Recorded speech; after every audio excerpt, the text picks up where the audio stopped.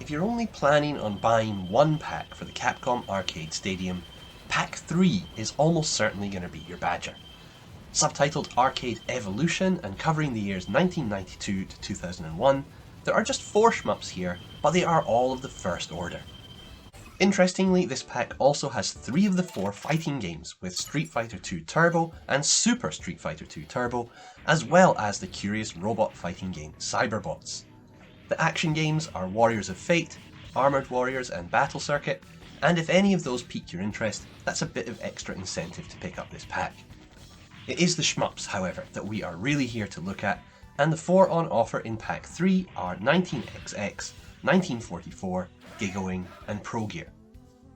Now, not only are these top quality shmups, there's a real variety between them, and this pack really does stand out in terms of both quality and, as we'll see, the significance of some of these releases. To give you an idea of why this pack is so special, we'll take a brief look at each in chronological order.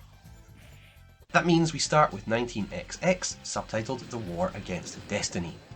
It's the 4th of 5 19-something games across this whole collection, and it originally released in 1995. The game is the only true vert on this pack and displays perfectly when you rotate the screen, something not all verts on this collection do, by the way. Despite the fact there's no named war year in the title of this one, it does retain that wartime feel, featuring 3 World War II-esque fighter jets as your playable craft. The majority of the setting is still Earth and the general theme remains military, but the backgrounds are brighter and more varied than in past games, and I think there's an attractive look to the whole package.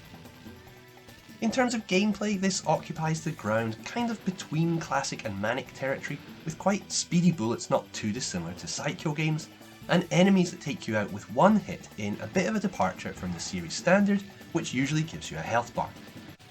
There are 7 stages and each ends with lots of grades and totting up of bonuses, which is a nice incentive to keep coming back and trying to improve. For me, it's probably my favourite of the 19-something games, and it's a great start to this pack. It's also the first time it's been officially made available outside the arcade, and it's great to see it being given the chance to reach an expanded audience. The second game is 1999's GigaWing. This one, of course, was released outside the arcade with a well-received Dreamcast port, a console not exactly lacking when it comes to shmups. GigaWing uses a vertical display, and even though in some respects it does feel a bit different from a traditional bullet hell, it sure does take great pleasure in filling the screen with the genre's trademark dense patterns. Your feelings regarding GigaWing are probably going to be overwhelmingly dictated by one thing: its reflect mechanic. This sees you granted the temporary ability to reflect enemy bullets back at them, making you essentially invulnerable for the periods when it's activated. And this is not some occasional super-powered pickup. This is one of the main mechanics of the game, and you will activate it certainly dozens, maybe even 100+ times in a run. Its use is all about timing, with it requiring a long button press to activate and then a few seconds of being placed on a cooldown before it can be used again. I personally love it and found it intuitive and fun to use. Visually, GigaWing is all about colour. It does have this kind of steampunk setting, but I'm not sure they make best use of that, and a lot of the background and enemy designs just look like kind of standard military shmup affairs. Even when you do reach some of the more out there locations, I don't find them either particularly inspired or, to be honest, consistent with any theme.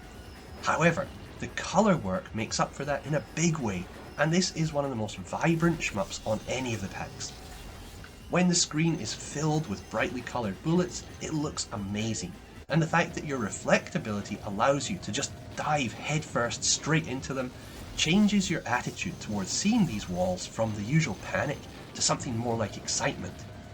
It's a great accompaniment to, and change of pace from, most of the other games, and it's a very welcome addition to Pack 3. The next game is 1944 The Loop Master, which came to arcades in the year 2000.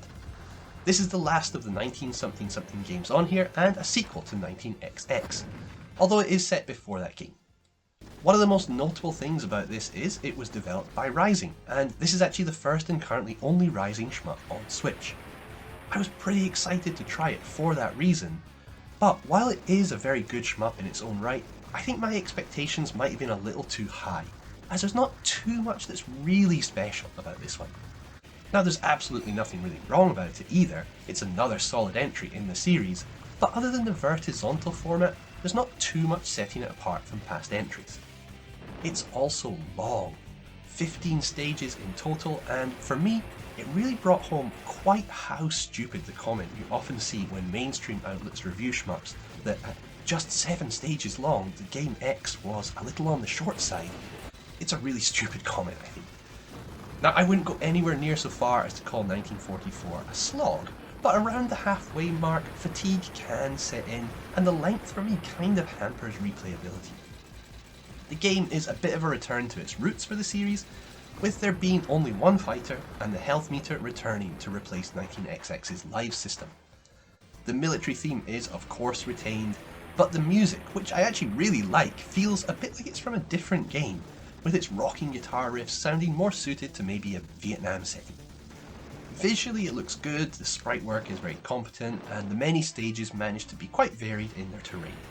It's a very solid game, and if it was a standalone release, I'd probably be singing its praises far more enthusiastically. But given the company it's keeping on this pack, it's probably the least good of the four. Although just to be clear, it is still good. It's another that's never been on a home console before, and again, just fantastic that we have the chance to play it so conveniently. So last up, we have Progear, Cave's 2001 foray into horror territory, and for a lot of people, probably the main attraction of the whole arcade stadium.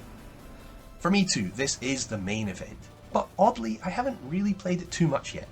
I think the reason being that when I do get into this one, I want to really get into it, and at the moment I'm still playing around and just trying to experience all that's on offer across the whole package. What I can tell you definitively, however, are 3 things.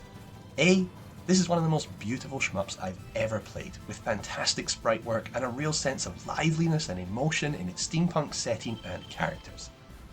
B, 2, I suspect the surprise of absolutely no one, this is the very definition of bullet hell, with dense patterns coming at you from the very first moments, and that classic fast or slow movement tied to spread or focused shot. And C, this is a Cave game. You know it's gonna be good, and it is. I've played enough that there's no doubt this is another quality title from the legendary studio, and I'm really looking forward to exploring it properly, and I'll hopefully provide a more detailed look at it in the future. Progear, by the way, is another, like 19XX and 1944, that is finding its way to a console for the very first time, and I think this fact above everything else is the reason why this collection is a cut above the norm. I know that we're not getting the game's best selves here, but these are almost historic releases, and while yes, I would love to see each get the Shot Triggers treatment instead of being whacked out in a ROM collection, I'm still happy just to have them, and Pack 3 is really the clearest example of why that is. 4 top-class games that were either not easy or practically impossible to come by are now all here and in one place, and I think that's great. I'll try and stick out other videos for Packs 1 and 2 sometime soon, so please do look out for those in the days to come, and thanks very much for watching. Cheers.